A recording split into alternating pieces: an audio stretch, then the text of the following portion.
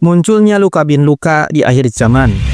Dari Umar bin Khattab radhiyallahu anhu bahwasanya Rasulullah SAW bersabda, di antara tanda-tanda hari kiamat adalah ketika dunia ini sudah banyak didominasi oleh luka bin luka. Hadis riwayat At-Tabrani dalam Al-Awsat, lihat Majmu' Az-Zawaid nomor 7325. Dalam riwayat yang lain disebutkan dari Anas bin Malik radhiyallahu anhu bahwasanya Rasulullah SAW bersabda, dunia tidak akan berakhir hingga sampailah zaman luka bin luka. Hadis riwayat At-Tirmizi nomor 2305, hadis hasan sahih. Tuhfa al-Ahwazi nomor 6452. Siapakah luka bin luka yang disebutkan dalam hadis Rasulullah ini? Dalam beberapa syarah hadis disebutkan bahwa istilah tersebut di tengah-tengah bangsa Arab disematkan pada orang-orang dungu dan tercela moralnya. Namun, karena berbagai sebab, mereka mendapatkan kekuasaan dan kemenangan di suatu negeri, maka mereka dikatakan orang yang paling beruntung dalam urusan dunia.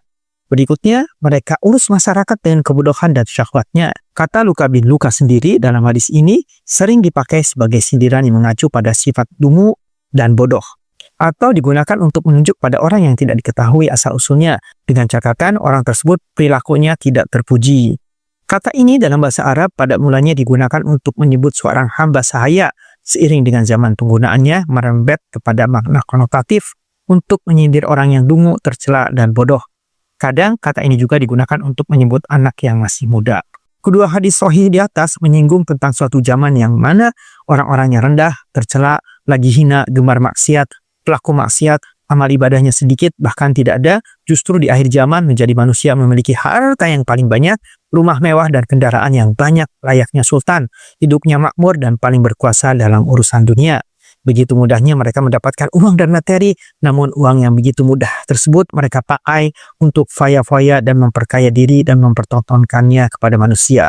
Kondisi ini merupakan akibat logis dari berkuasanya para durjana dan orang-orang rendahan dari kacamata agama, dengan disingkirkannya orang-orang pilihan yang solih menjelang dekatnya kiamat. Dan dunia akan menyaksikan pemandangan kontras yang terbalik. Orang solih justru semakin terpuruk dan sulit kehidupannya, sedangkan orang ahlul maksiat akan semakin makmur hidupnya. Ibnu Al-Asir berkata dalam Nihayah fi Gharibil hadis nomor 4262 bahwa luka dalam bahasa Arab artinya budak, kemudian digunakan untuk orang bodoh dan tercela. Untuk orang laki-laki yang bodoh dikatakan luka, dan untuk wanita yang bodoh dikatakan laka.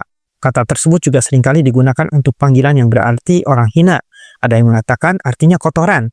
Kata tersebut juga dimutlakan dengan arti anak kecil. Misalnya disebutkan di hadis bahwa Nabi SAW datang meminta Hasan bin Ali dan bersabda, apakah ada luka atau anak kecil lagi? Jika kata tersebut digunakan untuk orang dewasa, maka maksudnya ialah orang yang kecil ilmu dan akalnya. Dalam Sahih Ibnu Hibban disebutkan hadis dari Anas bin Malik radhiyallahu anhu dari Nabi SAW yang bersabda, dunia tidak habis hingga ada luka bin luka. Diriwayatkan Ibnu Hibban dalam Sahihnya hadis nomor 6721 dan sanad hadis tersebut adalah sahih. At-Tabrani meriwayatkan hadis dari Abu Dzar radhiyallahu anhu dari Nabi SAW bersabda, hari kiamat tidak akan terjadi hingga yang berkuasa di dunia ialah luka bin luka. Imam Ahmad dan At-Tabrani meriwayatkan hadis dari Anas bin Malik radhiyallahu anhu dari Nabi SAW bahwasanya Nabi SAW bersabda, sebelum hari kiamat terjadi terdapat tahun-tahun penipuan. Pada tahun-tahun tersebut orang terpercaya dituduh, orang tertuduh dipercayai dan arwah bidoh berbicara.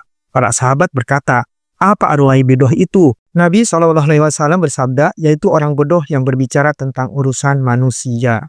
Dalam riwayat Imam Ahmad disebutkan, sesungguhnya sebelum Dajjal muncul terdapat tahun-tahun penipuan.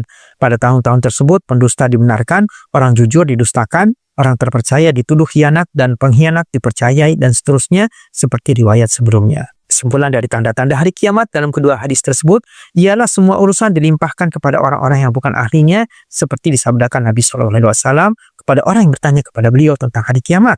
Jika urusan dilimpahkan kepada orang yang bukan ahlinya, tunggulah hari kiamat.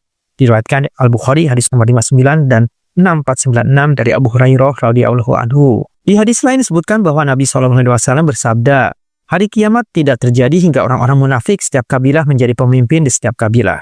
Dalam hadis lain Rasulullah bersabda, sesungguhnya di antara tanda-tanda hari kiamat ialah ilmu diangkat dan kebodohan tersebar.